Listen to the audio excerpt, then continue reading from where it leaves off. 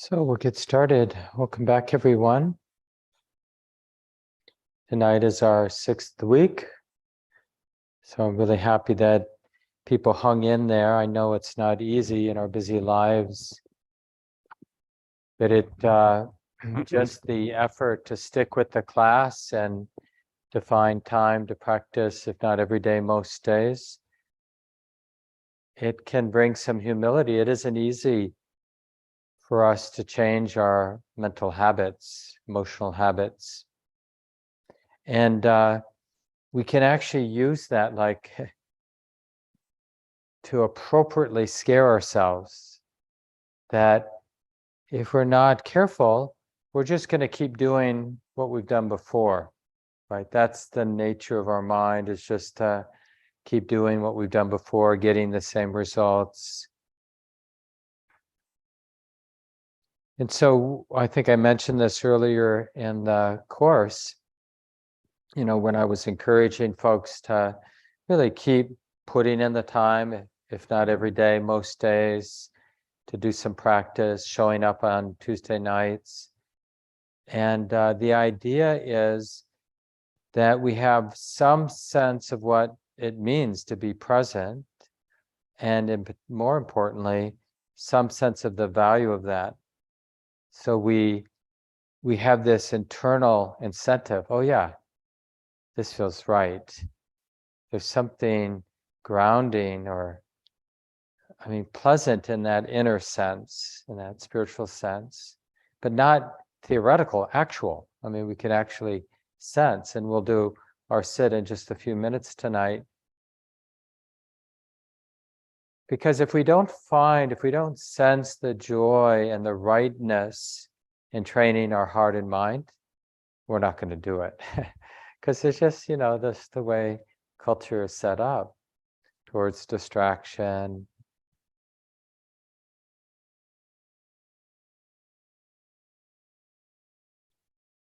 It's important that now, after taking the class, that imperfectly, of course, but that we have a way to remind ourselves, what am I doing? What's the practice? Right? So if you haven't practiced that, before I say what I think, just think what you think. What is the practice? That, we use that word practice a lot. What does it mean to be, to cultivate this wisdom and awareness? So just reflect I'll give you 30 seconds, a minute. Why do I value? What is it about it that feels right to me? Why do I value it? Why does it make sense? What has my experience demonstrated?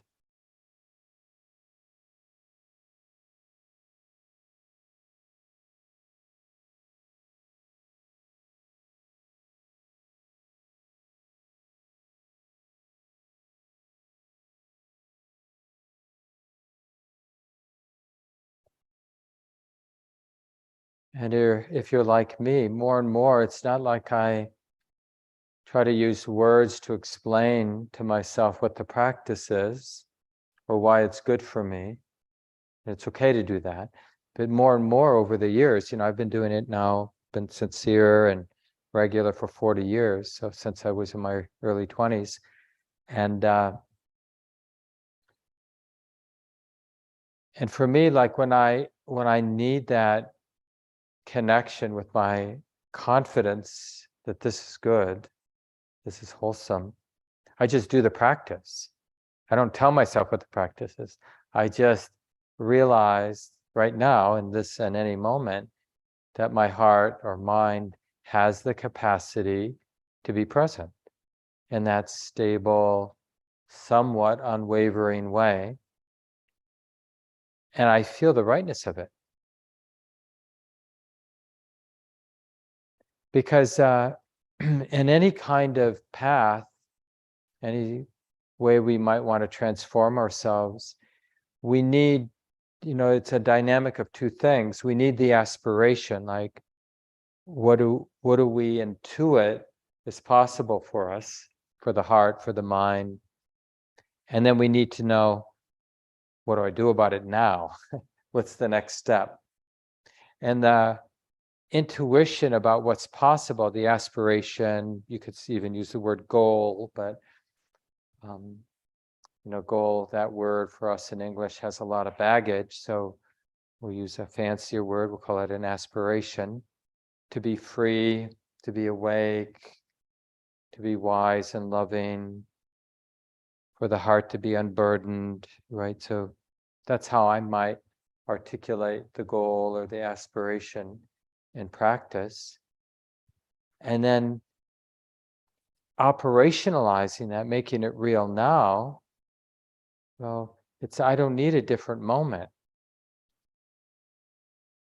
And there's a lot in Buddhism, Buddhist practice, there's a lot of integrity between the end, the means, the end, the aspiration, the goal, and the means, how we practice. And that's always made the practice really trustworthy for me, maybe for you too, that the practice has that integrity. What we do when we sit every day, and what we do every time we remember when we're not sitting, but just living our life, doing our day, it has a connection with the aspiration. Like, what is this heart's deepest, most trustworthy desire?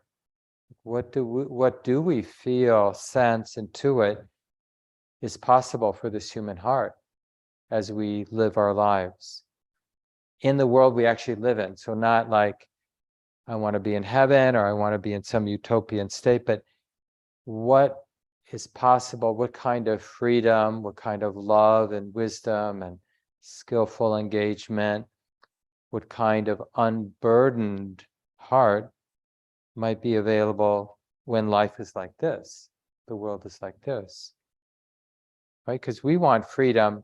The freedom I seek isn't like freedom when I don't have any pesky problems. The freedom I seek is freedom when I do have a to-do list and responsibilities and complicated relationships and an aging body and the things that humans have. What is freedom?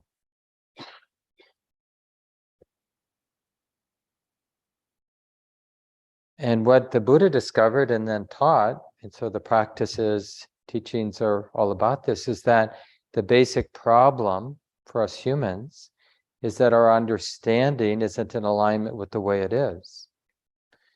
So then it makes sense then that the resolution of the causes for suffering in our lives, in our heart, in our world, because it's this misalignment, the resolution is to cultivate a mind, a heart that can be intimate with the way it is, as a means to come into alignment. So our understanding comes into alignment with the way it is. So the way, we generally describe how our understanding is off is we wrongly understand and believe and think that things are permanent in ways that they're not permanent, that things are personal in ways that they're not personal, that experience is satisfying in ways that it's not actually satisfying. Like we think, as you or I fantasize about a vacation or about becoming the person I want to become, losing weight or learning Spanish or whatever, these things that we think, like, if I then I'll be satisfied. But it's just not the case. We don't, life experience, even really nice experiences in life, don't lead to permanent satisfaction, the permanent ease of the heart. And the people, we can check, we could interview all the people who to us seem like they have every privilege that's available to humans and ask them, are you fully satisfied, completely content and at ease? And they'll tell you, no.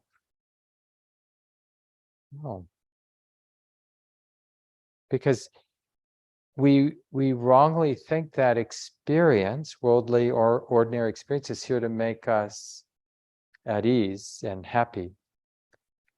but we can't really turn it into a refuge. However nice our body is, our health is, however clear our mind is, however much we're loved by people around us, we can't kind of own it as a permanent refuge because everything is fluid and uncertain, right? So ultimately, our practice of mindful awareness is to transform our understanding.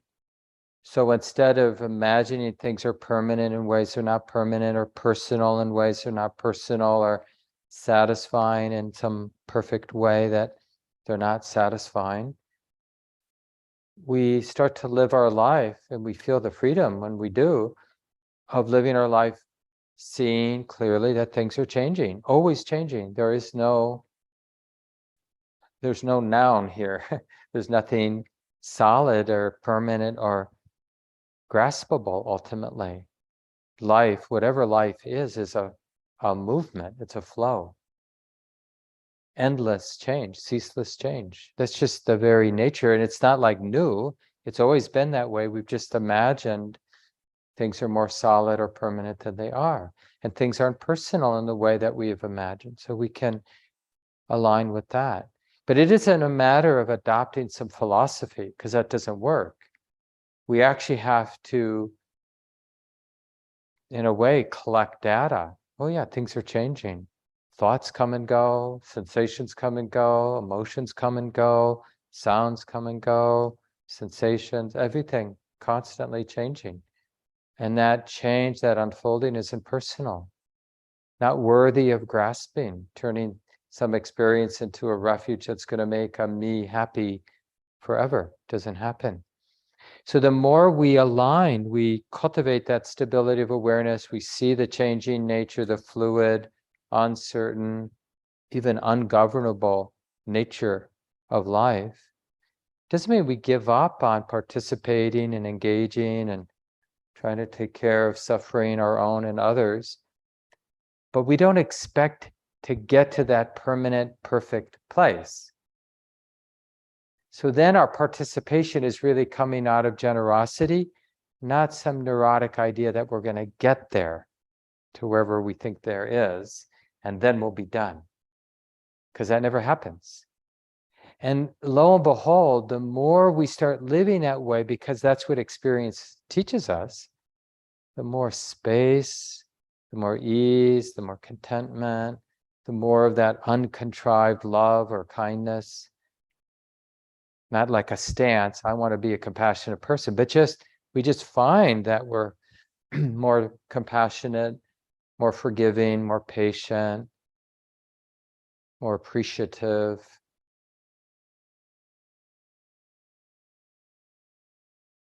So the reason I bring this up, the last class, is sensing that goal, that aspiration, that deepening, widening freedom and ease and space and resilience really keeps us doing the practice. Putting aside some time to cultivate that stability and intimacy of present moment awareness, no matter the conditions. And we have the formal practice to, in a sense, to create momentum so we can practice through our waking hours. It doesn't really do much good to just practice 30 minutes a day, but the 30 minutes of formal practice will start to create some momentum, and you'll have a minute here and a couple minutes there scattered through the day where it's just like present moment awareness just kicks in. And then you'll be practicing. Oh yeah, it's like this now. This is being known. And then if some reactive tendency gets triggered, oh yeah, reactivity is like this. And then at some point, the mind will lose the thread of present moment awareness and get identified and caught up in thought and in some vortex, one after another, and be oblivious. Then we're just like on autopilot. We're just the person acting out habit energies until we're not really human, actually, in the deeper sense, until present moment awareness returns.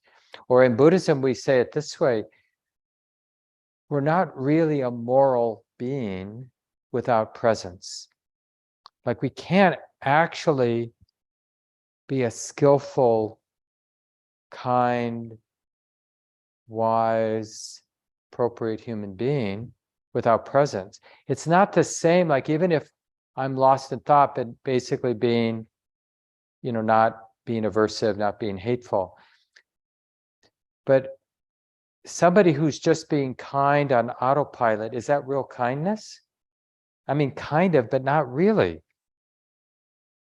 And you know this, like, you could go up to a cashier and they might just say all the right things and have all the right body language, but you just have the sense that, I mean, it's not that we're judging them, it's just like, but when somebody's actually, you have the sense that there's a presence there, an integrated presence, real time.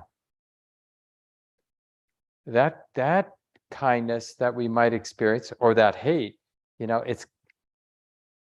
we're affected by it, for better or worse, depending on whether it's hate or kindness. So that's how we give back. We end up contributing not just to our own well-being, to everyone's well-being, when we're living in that integrated way that only arises when we're present. So let's stretch a little if you need to, but we'll get ready. We'll sit for about 30 minutes. And as I mentioned last week, we'll do some loving kindness practice at the beginning, a little bit more of a formal practice of that for maybe about half of the 30 minutes. And then the second half, we'll do our regular awareness practice. And I'll just give a few instructions, but not too many tonight, because we've been doing it for a while now. So when you feel ready, settle into a relatively still posture.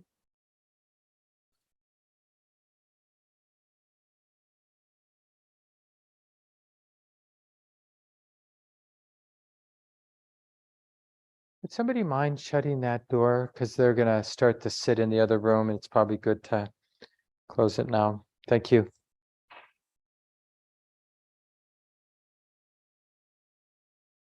Remember, at this point, you can have your own little ritual that you like at the beginning of the set.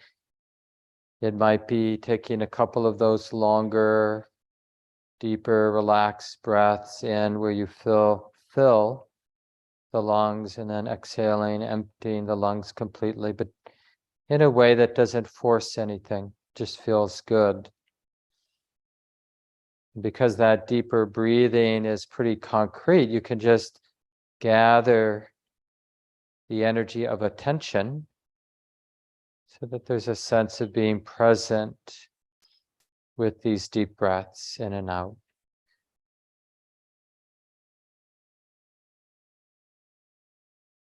So if we have all the time in the world,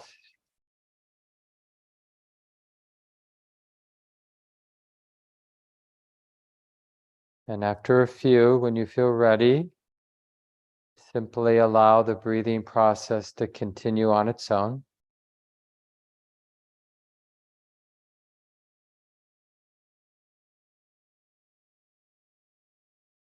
And what we normally can do at the beginning of loving kindness reflection or loving kindness meditation is we just sense the heart, and in particular sensing, remembering that this heart right here, right at the center of things, this heart right here, is in fact capable of being good, capable of being kind and loving. And how do we know that to be true? Well, we have our memories, of course. And you might have a particular memory you bring to mind, like you being with your dog, and the quality of affection and kindness there was pretty pure. Just a pure kind of giving of your goodness or your good wishes toward that creature. Or with a friend, So it's a question of how we access our confidence that this heart right here is capable of this uncontrived, authentic goodness, kindness. Like even toward our own body, this sitting body right here, I care about this body. I care enough to be present now. I care enough to simply feel whatever I'm feeling in the body, to be close. And even though it might seem initially a little strange, I care enough of the body right now to wish it well. So may this body be at ease, peaceful and at ease. And may it be safe from harm and danger. And may this body be healthy. And may it live with ease in the world. Through all the twists and turns, may this body live with ease.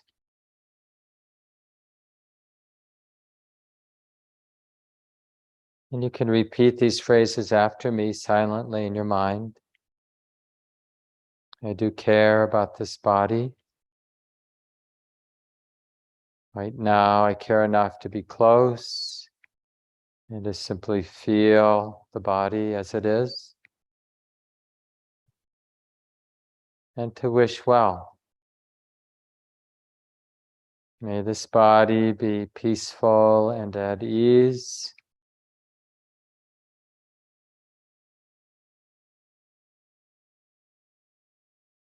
May it be safe from harm, protected in all ways.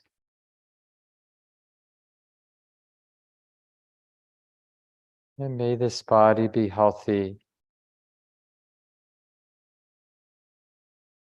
May this body live with ease through all the twists and turns of life.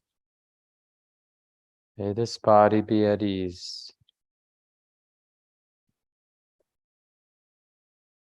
Just feel your heart as you repeat some of these phrases. I'll go through them one more time. I care about this body. Right now, I care enough to be present, to be close, and to wish well. May this body be peaceful and at ease.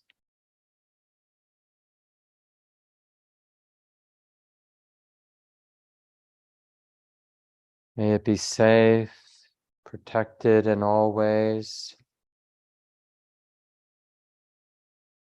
and healthy. Always finding a way to live with ease, no matter the conditions.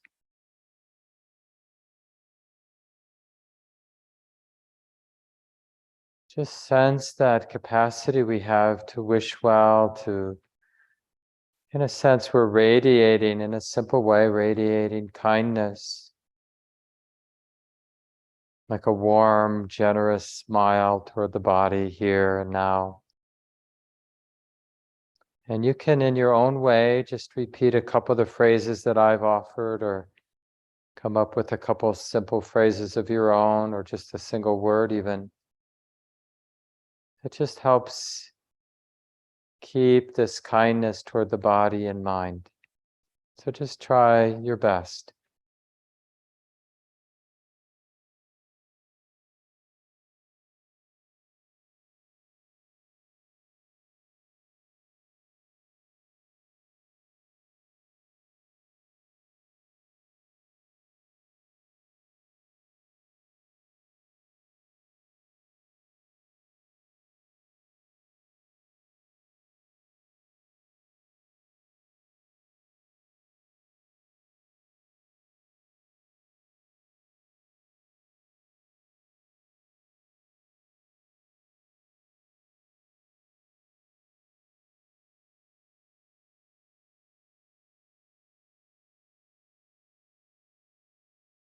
What does it feel like to be relating to the body with kindness in a simple way?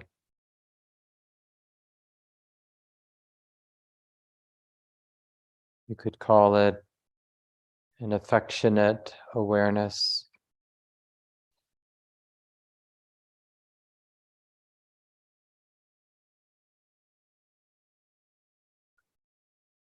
I care about this body and I care about this sensitive heart right at the middle here. The heart that feels whatever there is to feel.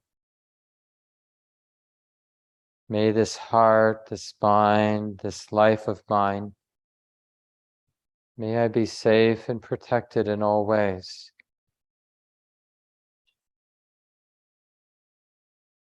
And may the heart, this life be happy and peaceful, healthy, and may I live with ease. So now beyond just the body, we just also include our heart, our mind, this life right here, caring about ourselves enough to be close, as if we're talking directly to our heart. May you be safe, protected. May wisdom and love protect me always.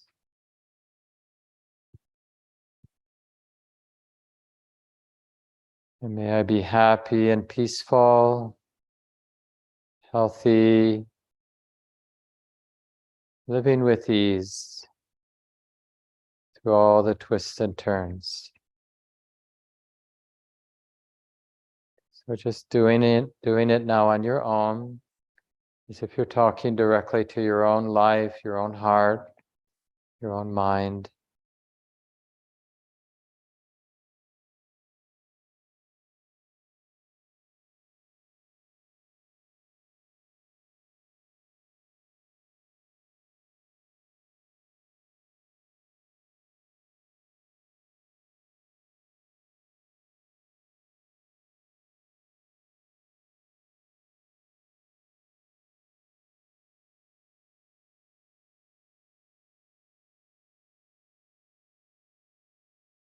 Sensing that generosity of the heart toward oneself.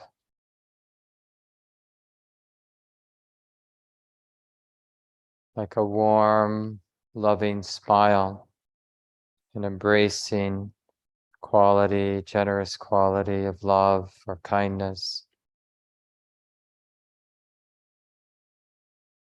And we can include our dear ones, good friends, people who've really been there for us in our lives, people easy to love.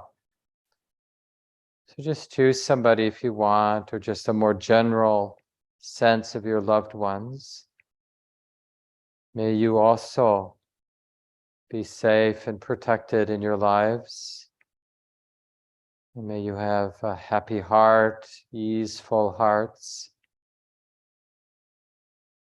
May you be safe, healthy, and at ease through all the twists and turns.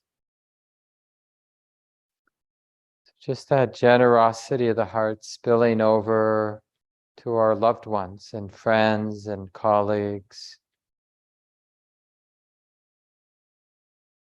And remember, you can bring specific people to mind if that's helpful. But really, the meditation object is the generosity of kindness right here in the heart itself. Like a warm light shining out in all directions. Just appreciating that capacity of goodness, kindness.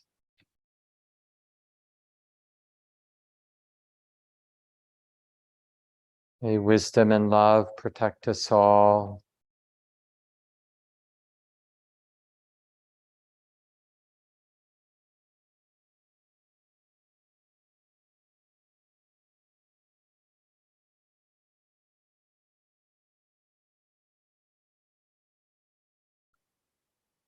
And may all beings in all directions, near and far, beings, human beings, and other creatures that I know, all those creatures and human beings that I don't know. May all beings be safe, and may wisdom and love protect us all. And may we all take care of our lives with wisdom and ease. And may all this goodness continue and increase and never end. So you can use phrases or words. We'll continue the practice for another 5 minutes or so. But we're keeping loving kindness in mind any way that you need, any supports that you need. Like a radiant goodness shining out. We feel it here energetically in our body and mind, but it's as if the whole world is being touched by this goodness.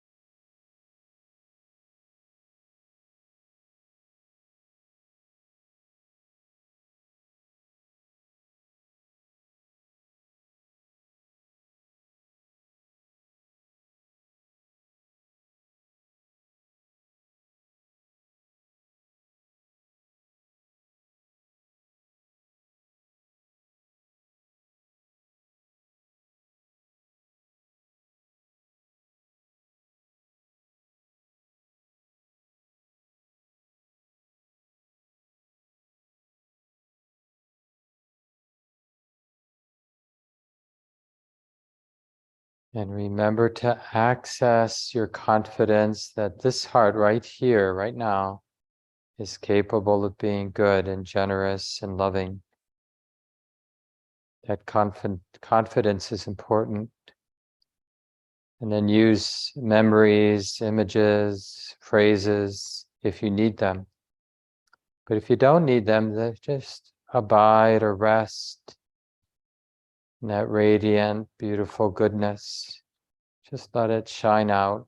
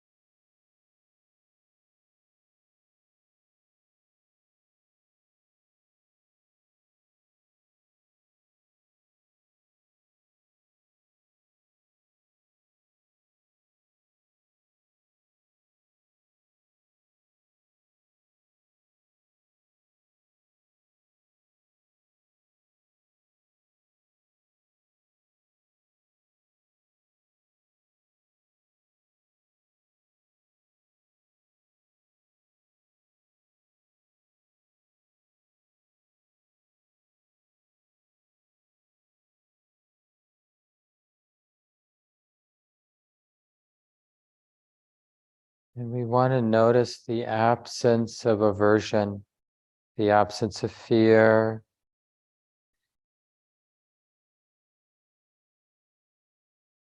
One of the telltale signs of metta, loving kindness, is this inclusive quality of the mind and heart. Everything belongs, everything in the moment belongs, even pain in the knee or background of anxiety. We can have kindness for all of it. Doesn't mean we like it. It just means that, well, it's here now and I care about it. care about the whole world. I care about my own personal experience here. I don't have to throw anything out of my heart.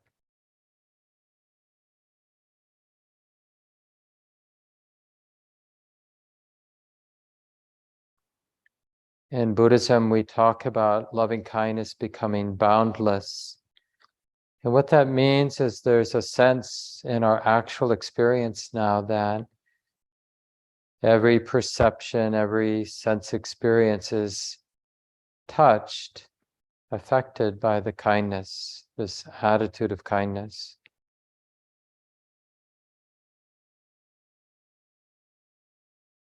Of course, it works the other way too. If there's a lot of fear or aversion or hate, everything gets touched by that too.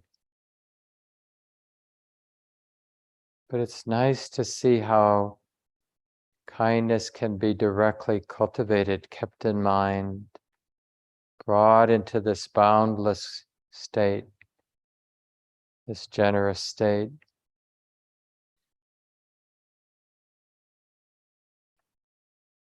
So we're going to transition now to just our basic awareness practice by simply acknowledging that it's like this now. The quality of metta or loving kindness is like this. The mood or attitude is being known, feels like this. The sitting body, the sensations of the body sitting, it's like this now. Can this be okay? Just to allow the experience of the sitting body to be the way it is.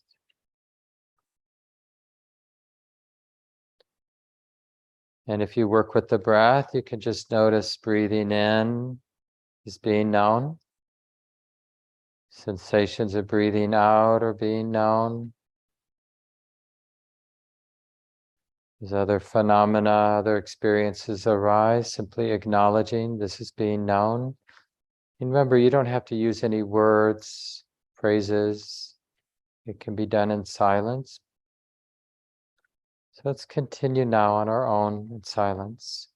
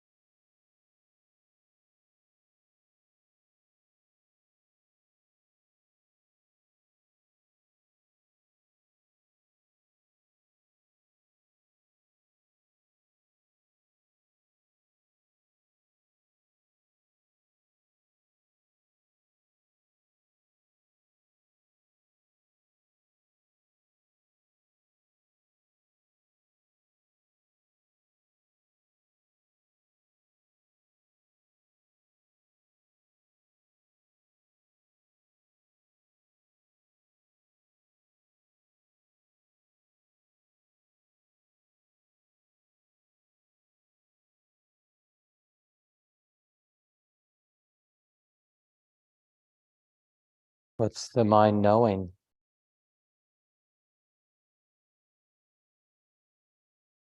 Oh, this experience is being known now. Can that be okay? If the mind is struggling in some way, then acknowledge that. That's also being known. The struggling, the judgment, the reactivity, whatever it might be. That's where that metta, that loving kindness, because it has that nature to know how to include, well, it's like this sometimes, isn't it? Feels like this sometimes. Well, can this be okay? Not to have to be at war with experience, but instead, just this potential of being accepting or allowing. Yeah, it's like this now.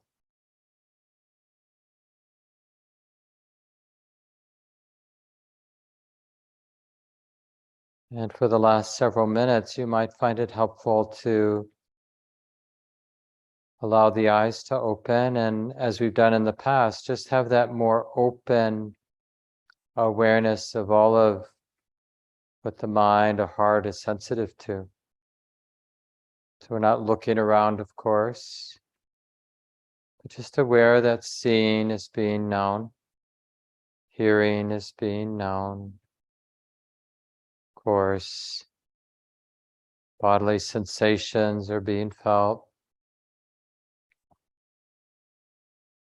and all the different varieties of mental activity, thoughts, emotions, perceptions are being known.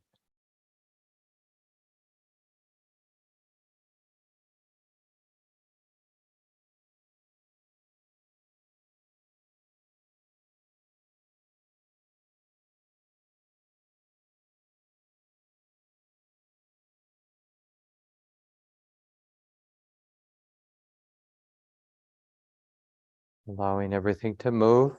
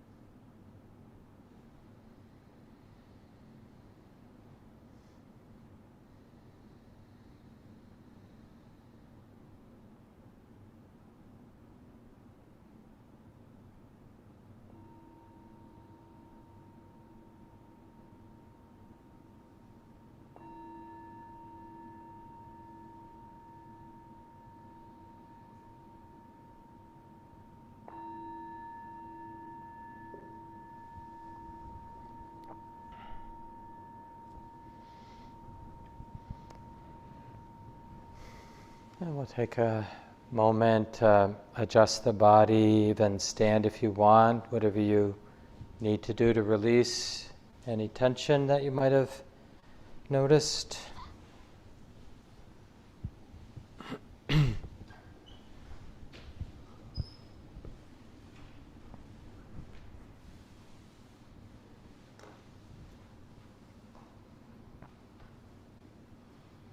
And before opening it up for discussion, just to review, there are many ways to do the loving kindness practice, not just one way. And but it begins like I described, and I encourage you to keep making it part of your practice. Maybe not every set, but at least once a week, so that it becomes, you just develop that confidence that this heart is capable of being good. And I can find that goodness. And it's kind of like, I might have mentioned this last week, but having confidence that the particular mood or attitude is something that is always in play. So, we're going to be grumpy sometimes, we're going to be irritable, we'll even be mean-spirited sometimes, right? And sometimes we'll be kind, and sometimes we'll be generous. But whatever the particular mood is, it's not a fixed thing. That's what we call delusion. We think that whatever the mood I have now is, that's who I am. I'm the irritable one, or the grumpy one, or whatever. But if we just simply spend more of our day tracking reality as it is, we'll see that even in one day or even in 1 hour, there are many different me's. There's the grumpy me, the happy me, the this me, the that me. It's not like there's a one mood or attitude that's me. And when we realize that, then, because there's this weird thing that we're sort of invested in consistency. It's like, no, I can't be happy now because, on some unconscious level I've decided I'm not happy. So, how we do that with kids. Some of you are probably parents, and the kids in a funk, and then you learn as the parent or as, how to kind of break that spell. But what the interesting thing, the reason I'm bringing this up is to notice how the child wants to cling, right? Because that's the power of identification or attachment and self. Because there's this sort of unconscious tendency to want self to be permanent. But self, whatever self is, it's like everything else. It's unfolding. So, in Buddhism, we can superficially misunderstand the teachings as, well, there isn't a self. But really what the teachings are is the self that is this, me, this activity of my body and mind, this body and mind. What it is, it's an unfolding process. It isn't a fixed Mark Nunberg, because we have that wrong idea. It's like, oh yeah, back then when I was 18, that was me. And now I'm 64, this is me. And yesterday, Monday, that was me. And tomorrow, Wednesday, that will be me. Well, it's all related, but there isn't a me any of those places. It's just activity, ceaseless activity that is interrelated, clearly. But it isn't a fixed, permanent thing in any sense. And that's useful because that makes us more interested in the mood. And it's just interesting, like just knowing the mood is grumpy, or that the mind is angry, or that the mind is sad, or the mind is whatever the particular mood is. Then it gets a little trippy. It's like knowing that the mind is angry. Am I angry still? Right? Because I'm knowing that there's anger. It's not really the same as, because kind of the definition of classic anger is like not knowing you're angry. I'm not angry. This person did this. I mean that's often what you say to someone who's, oh, you seem angry. I'm not angry, but I'm not jealous. Because there's that sense of identification, and it's just like, well, no, yeah, I could understand why you think I'm angry, but this is how it is. This is the real me. This is the only way it could be. But with wisdom and awareness, the more momentum we get in practice, and we have that we use this sort of phrase, like there's space around the mood in a sense. I mean, that it's not literal, but there's this sense of space that recognizes the mood, whatever, wholesome mood, unwholesome mood.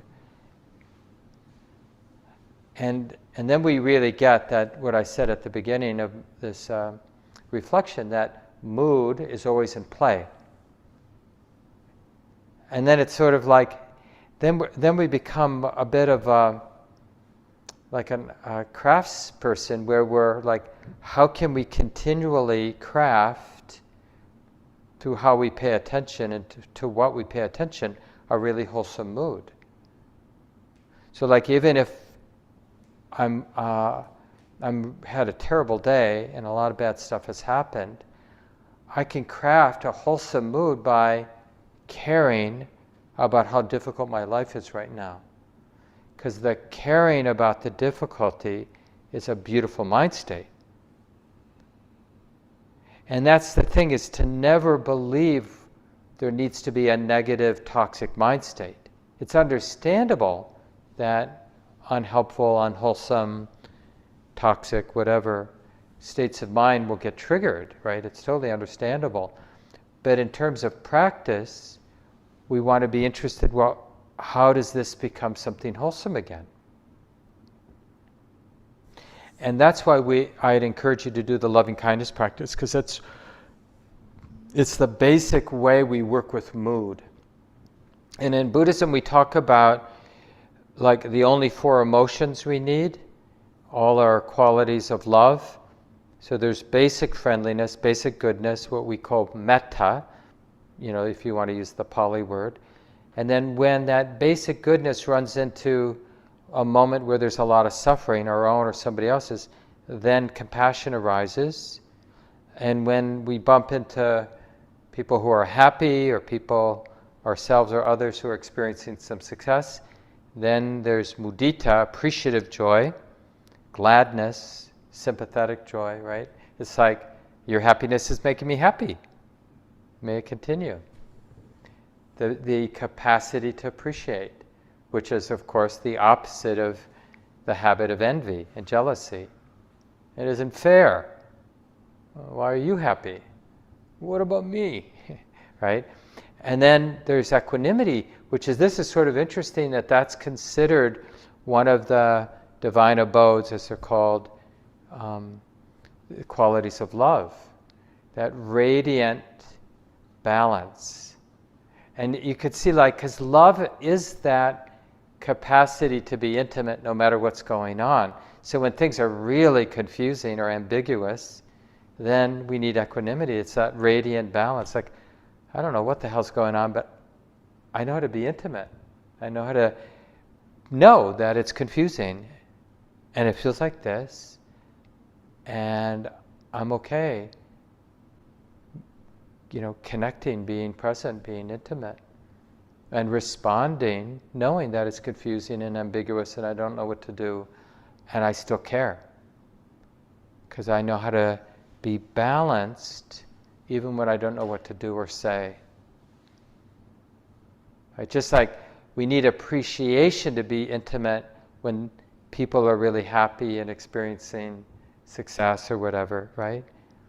Without that appreciation, we can't really meet the moment. And without compassion, we can't really show up when they're suffering. It's like, I'm not afraid of your suffering because I can be close.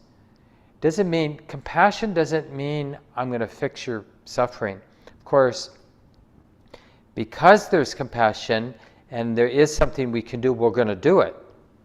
But compassion is that ability to be close to suffering, whether or not there's something we can do to alleviate it. I'm not afraid. And it could be our own suffering or somebody else's.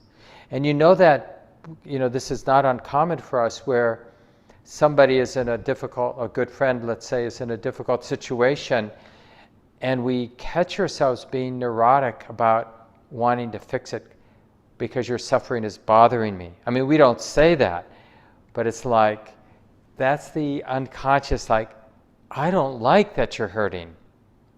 I need you to get better because your suffering is an irritant for me. And what we're really modeling for them is, you should also hate your suffering. But when things are painful, emotionally, physically painful, hating it is just another layer of suffering on top of what's already painful.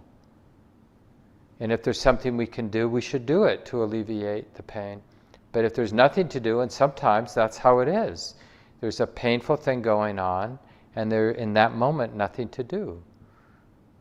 But we can be intimate with it. We can be compassionate with it, which is the wise, loving thing to do. It's helpful. And we can do it for each other, basically modeling what they themselves have to do. They have to have an intimate and fearless relationship with the pain, the emotional, physical pain in their life. So we show up, at the hospital or at home or wherever we're going to be around them, and we do our best to practice not being afraid of their suffering. It takes some time to trust real compassion. There's all this, contrived compassion, like I said, where we're trying to fix, tell somebody what they need to do. But it'd be nice to hear your own learnings, people online and people here in the room, questions that have emerged, anything related to the practice now, week 6. I want to save a little time before we end just to talk about a little bit more about practicing in daily life, but it would be nice to hear from some of you about how the practice, you've noticed the practice showing up in daily life. And if you haven't, start paying attention, because it is. I guarantee if you've been putting in some time, formally sitting, coming here on Tuesday night, you'll just start noticing it in little moments. So look for it. Yeah, but what comes to mind? People online, you can just unmute yourselves or raise your digital hand. And the people here, just signal me. And yeah, do you mind coming up front? So I can hand you the mic here. One question that has come up, or something that I've noticed, is I find benefit in being lost in thought, sometimes contemplating life issues or problems, work, whatever, and then finding balance when mindfulness comes back to mind, and wondering, is there in fact a balance, or is it just a changing of my perspective on what that lost in thought, quote unquote, versus mindfulness? Is there a way to meld those two things together? Yeah, that's a great question. Thanks.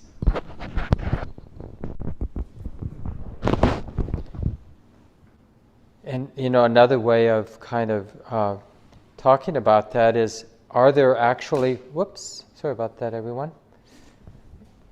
Are there actually moments where mindfulness is inappropriate? And we do, we fantasize and plan and judge, and the mental processes, cognitive processes, always happening. And a little bit like you intimated, there's a sense that it's not really appropriate for me to be aware when my mind is thinking about this or doing that. It's like lovemaking. Is it okay to be aware when I'm making love to my partner? Or is it okay to be aware when I'm pigging out on popcorn? Or is it okay to be aware when I'm... And how we answer that is, we practice being aware in those times. And we really challenge any notion, because initially it might seem awkward to be present at different places, almost like you're watching somebody else, somebody's home alone and you're peeking in the window. It's like, that's a little perverse, And so it can feel that way initially, like And we can wrongly project that the awareness is making me tight. But that's not actually what's happening. I mean, sometimes the awareness is actually infused with judgment. There is a sort of, but that's not the awareness. Awareness, remember that image I used earlier in the course, is like a mirror. We're just learning, in a sense, to hold up a mirror that's always, endlessly, effortlessly reflecting what's going on in the body and mind. But we're used to operating unconsciously, we're conscious, so it's not really correct to say unconsciously. But what we mean by that is, the mind's conscious, but we're not aware of what the mind is conscious of. There's not mindfulness. And what we're learning, and it's clunky and there's pushback, but we're learning to trust presence always. But we start where it's relatively easy. And then we start bringing it even into social interactions where we're talking. But start where it's relatively easy. You're going to lose it all the time. Truthfully, and I might have mentioned this earlier, even now, having done the course, or somebody like myself who's practiced sincerely for 40 years, sitting every day, almost every day. I'm sure there's a few that I haven't, but basically sitting every day for 40 years, doing lots of retreats. I've been on silent meditation retreats cumulatively for about 3 years of my adult life. So, a lot of time cultivating awareness. But still, my day is filled with moments of being unconscious, being unaware, right? Just lost in thought, dramas, fantasies, whatever. But there's so many more moments of mindfulness coming back. And the really powerful thing that's happened over the decades is when mindfulness returns, it doesn't neurotically try to clean up my act, right? It's like the mirror's back online without any judgment, without any scolding, without trying to make it look pretty. No. Being Mark, being this activity of body and mind that we refer to as me or Mark, it's like this. It's like this. And really trusting that flavor of simplicity. It's just this being known. And the thing is, what we call me, Mark, it just works so much better when we invest in that ongoing awareness than when we try to be a good Mark. Like if we want to be a good Mark, a good person, then the way to do that is to be aware, not to try to do your life right. Just an example, let's say you have a difficult interaction at work regularly, some meeting that happens every couple days, and there's some people that really know how to get under your skin and push your buttons. And then you just to kind of give it two choices. One choice is, I'm going to really figure out how to master that situation so that I don't suffer. And the other is, honestly, I don't know how to be skillful, but I do know how to be present. So instead of thinking this is what I should do when I'm in that situation, I'm just going to cultivate the stability of present moment awareness as best I can. I'll lose it, I'll regain it.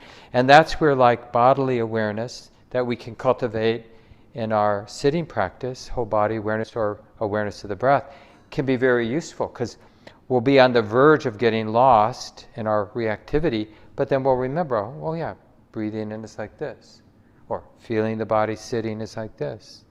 And because the mind has the habit of knowing how to be present with our meditation anchor, whole body awareness, breath, hearing, whatever you work with, then we can touch into that for just a moment or two. So it's not like, hey, I need 5 minutes. It's just like a little moment where we touch into that, and then it's like the mind remembers how to be present and balanced and non-reactive for a moment until the triggers keep triggering, And then we might need to be, and then eventually we can kind of the mind is very quick. So we can go back to more neutral experience where we know how to be present without reactivity, and then right back to the conversation and the emotions and the person attacking me. And that it feels like we're doing both at the same time, but we're kind of moving back and forth. But it really supports us. So that, somebody who's been practicing for a long time, it's like that space of equanimity, that space of non-reactivity, it's like always there now. I can forget it, but that doesn't mean it goes away. It's just like I'm really focused on why I'm angry at you, so I forget to notice that. But whenever I look, I sense that peace, that equanimity, that possibility of non-reactivity. It's just there. And that's the space of wisdom and awareness. And that's our refuge. And that's what we're building the momentum of. We're learning first, we have to learn to recognize it. There is this natural capacity, potentiality to be awake and clearly aware, and over time clearly aware of what attitudes or ways of relating are skillful and what attitudes, ways of relating are not helpful. Right? And that isn't you or me, that's just habit, but good habit. So it isn't Mark back there observing with wisdom. It's just natural capacity of the mind. Just like when I'm acting out in an unskillful way, that's not me either. That's just habit, conditioned habit. Forces, patterns in the mind that got conditioned in. But now we're conditioning in this habit of wisdom and awareness. And it's really protecting. Yeah, thanks for getting us started. Other comments from people online or people here in the room?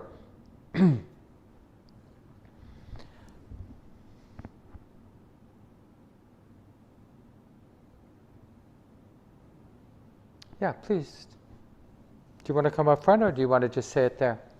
If I could just say it here. Yeah, and I'll repeat it for the people online. Okay. It was really neat to do the kindness and love meditation. My husband and I have been talking a lot about unconditional love, and I want that from people. I want them to unconditionally love me, and that's a tough thing to do. And so when we were quiet and letting our hearts be kind and open, a couple of people that are really important to me that have hurt me, that I want them to apologize to me. I want it to be better. I want them to know me and to love me more.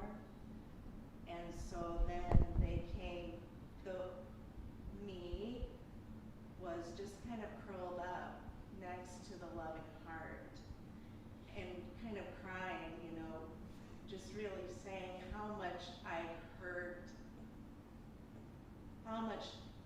hurt because I don't think these people care enough for me or love me. And then my loving heart was able to hug myself, so that unconditional light and love is there, and it's here, and it's the God within, and was able to hug me in my pain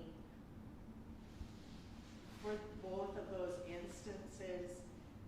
And now I don't feel as hurt. I feel comforted. Could people online hear her? Maybe give me a thumbs up if you could hear her. Yeah? Oh, good. Yeah, beautiful testimony testimony to the power of this attitude of loving kindness. It is healing. And the thing about love, it kind of circulates in a way that can really begin to resolve these sticky places that, can have years. The roots of these sticky situations in our lives can be so complex and convoluted. But this capacity of the love, and the nice thing I liked about how you shared is that the giving is very much related to the receiving, and the sensing of that capacity to care about our lives, to care about others. It's almost like if you've done any healing, people who work with qi, the subtle energies or healing energies, it's like being a conduit for healing energy. And it's similar with the quality of love. And this is really useful just in daily life. I mentioned that I wanted to share a little bit about how to practice in daily life. But this merger, this coming together of awareness and kindness or love is a really great way to practice all day long.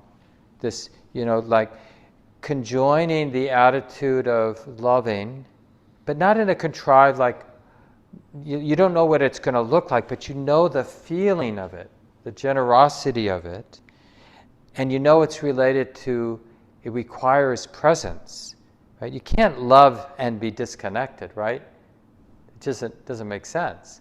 To be loving, to be kind, to be compassionate depends on sensitivity or connection or being right there in the moment with whatever is we have these loving feelings for. Now the hard thing about practicing in daily life is remembering to do it. That's what's hard, because we get swept away by habits that we have in certain areas. So one of the things to keep in mind now as the course ends is, how are you going to support yourself in keeping the practice in mind? And I mentioned at the beginning, like, if you can swing it, have a little corner of one room that is about this practice. And, have your chair, your cushion there, have some of the books that have been supportive for you in the practice there, or other things, your meditation shawl or your candle or whatever you like, it doesn't matter. But like, if it's really meant to be, you want it to be an important part of your life, then it deserves a place. Because then all day long when you're in your space, you're going to see that place. And it's going to remind you, oh yeah, I care about this. And the other thing is, it's not easy to do that. If you're really going to make this part of your life, you're going to want a friend who is as into it as you are. So you need to, use a place like Kamagon to meet people who are into the practice if you don't already have friends. And then you're going to want community probably. And there are a number of good Buddhist meditation centers in the cities. So part of it is convenience, like where is some place you're actually going to show up from time to time and get some more teachings, get a support. You probably notice that when we're having a class like this, even those of you at home, it's a little easier to sit for 30 minutes when you're with a group. This is why even people on Zoom, even though it can feel weird to have the video on all the time, but there's a kind of commitment to showing up. And part of it is showing up on Zoom, but part of it is sometimes having your video on, like, yeah, I'm really here. I'm not doing the dishes, I'm not doing 4 things at once. I'm actually with all of us together. And just like the people in the room, you got yourselves here. So that, it's the same with your marriage or your partnerships. What really deepens those partnerships is acting out a commitment. Like, how do I know you're committed? Well, you're listening. You're not on your phone listening. You're actually listening to what I have to say. And so when you do your practice, let that formal part, it's also a ritual for you that this is important to me. How do I know it's important to me? Because I've shut my phone off. And I've told the people I live with, don't bother me for 20 minutes or 30 minutes. And I've even put my dog, who I love, in the other room because it will want to be petted. So this is like a real expression, and I've put aside a weekend and I'm going on a Buddhist retreat, or I get myself across town to Kamagon Meditation Center. These things start to add up, this sort of acting out a commitment. Just like not doing those things will have consequences too. You could feel really like this is an important thing, but if you don't act on that with intentional actions, it will fade away, because life has a way of putting things on our to-do list. And even things we deeply care about, like the person we're married to, or we just start neglecting. So I mentioned at the beginning, like part of that is falling in love, like really sensing there's something here that I care about, like feeling the pleasure, the subtle spiritual pleasure of being real with your life. It's subtle. It's not the same as blaring music, that's got a great beat, or eating great spicy food, but it's still real. But you have to attune, like we're used to attuning to what's gross, obvious, and to have a spiritual life, we have to attune to what's subtle. But in spiritual sense, subtle is more significant than what's gross. But it's often missed because we haven't cultivated the sensitivity to notice what's subtle. And that's the other reason for the daily sitting, or the almost daily sitting practice, is it makes us more sensitive. And when we're sensitive, we'll sense what's subtle. And the other thing about what happens when you get sensitive? You'll find it impossible to be an ordinary human being, because it's really unbearable to just to have a mind that's dominated by greed, hatred, and delusion when you're sensitive. It's very easy to let your mind be dominated by greed, hatred, and delusion when you're not sensitive. That's our world, right? Most of our minds, most of the time, are expressing some combination of greed, hatred, and delusion. And we don't seem to have a big problem with it because that's all we know. But when we become sensitive, then when we are acting out some expression of aversion, some expression of greediness, some expression of delusion, which just means being disconnected, it's really painful. We feel how unpleasant it is to be disconnected, to be aversive, to be greedy, wanting things to be different, wanting something out there, that's going to happen in the future, wanting it. It's painful. It doesn't matter whether it's a skillful thing out there, but the wanting of it is stressful, right? I've ordered a pair of sandals, of slippers to wear at home, and they got delayed. And I just noticed, even something simple like that, it's like, and I'll be happy when it comes, not because it matters so much having the pair of slippers, but at least I'm not wanting them anymore. That was stressful. They're here. But I didn't need to be stressed about them not being here. I ordered them, they'll come, probably.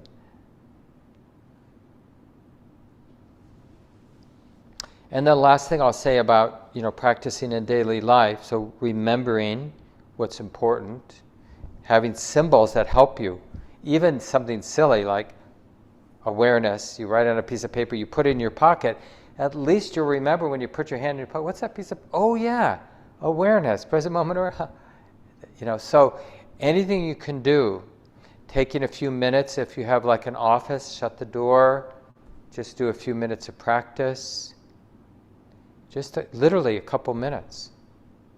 You don't have to look weird. Little walking places, where you walk to the bathroom, just make that little mindfulness exercise, the physicality of going from your desk to the bathroom. Just really be in the experience. you won't look weird. You just outwardly look like a human being walking to the bathroom, but inwardly you'll be like, oh, it's like this now. You'll be recognizing that mirror-like loving presence. Oh yeah, it's just this experience being known. We'll rediscover our life for a moment until we get swept away. But the last thing is just that sense of humor. Like, we need to respect the force of habit, aversion, greed, and delusion. We see it in ourselves, we see it in others, and what really helps is a sense of humor.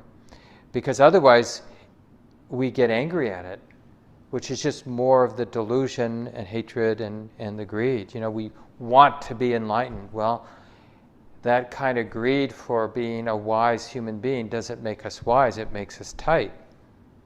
Or being averse to other people who aren't being aware. That's common. People who have really started the practice, digging into the practice, we get really aversive to people who are being unmindful. Which is just more aversion the world doesn't need, right? So having a sense of humor about all that really helps us in the long run. Not taking ourselves too seriously. Not taking the practice too seriously, because it doesn't actually help it. It just, creates that sort of Buddhist stink where we think we're better than other people because I'm trying to be aware. So I hope to see you at the center if it makes sense. You can always reach out if you have questions. There are weekly practice groups. Shelley Graff, the other guiding teacher here, they have one on Wednesday nights, online right now, but probably will be both online and in person soon. And then I do Sunday morning and Sunday night. These are drop-in. You can come any of the Sunday or Wednesday practice groups. There's always a guided meditation for 30 minutes and then a talk and discussion. It's kind of the main event here. So many other things. You're always welcome to retake the intro class. Don't be shy about that if that feels helpful. They're online. You can just re-listen to them, of course. Yeah. Thanks for coming, everyone. Nice to be with you all. Wishing you all well with your practice. Hope to see you down the road. Thanks for coming. Thank you. Yeah. Bye-bye.